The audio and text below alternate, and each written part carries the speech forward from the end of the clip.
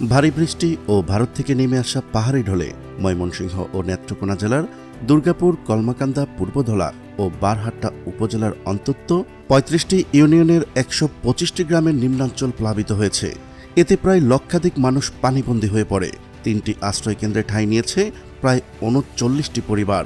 বন্ধ ঘোষণা করা হয়েছে ২ শতাধিক সরকারি প্রাথমিক বিদ্যালয়। ভারতের পাহাড়ি ঢল কতটা তাণ্ডব চালাচ্ছে নেত্রকোনা ও ময়মনসিংহ জেলায় তা জানাবো আমাদের সহকর্মী হাসিবুলের ভিডিও চিত্রে। চলুন শুরু করা যাক। ৭ অক্টোবর আজ সোমবার বিকেল ৩টার দিকে কলমাকান্দা উবদাখালী নদীর পানি বিপদসীমার ২৫ সেন্টিমিটার উপর দিয়ে প্রবাহিত হচ্ছে।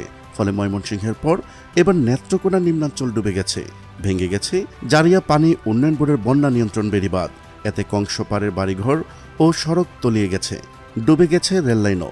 দুর্গাপুর, পূর্বধলা ও কলমাকান্দা সদরের প্রায় অর্ধ লক্ষ মানুষ হয়ে পড়েছে পানিবন্দী।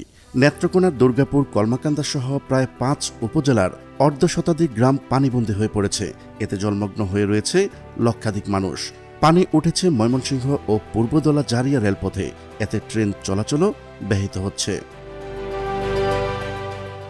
গতকাল বিকালে পূর্বধলা উপজেলার নাটেরকোনা এলাকায় ২টি বন্যা নিয়ন্ত্রণ বাঁধের কিছু অংশ ভেঙে গিয়ে লোকালয়ে ঢুকতে শুরু করেছে পানি। এতে চরম আতঙ্কিত স্থানীয়রা। তবে কিছু এলাকায় বৃষ্টি না থাকায় নেত্রকোনায় বন্যার পানি কমতে শুরু করেছে। কিন্তু পানি কমতে থাকায় সুপেয় পানির অভাব দেখা দিয়েছে। বেশি উঠেছে ক্ষতচিহ্ন, ভেঙে যাওয়া রাস্তাঘাট আর খানাখন্দ। এতে চলাচলে দুর্ভোগ পোহাতে হচ্ছে স্থানীয়দের।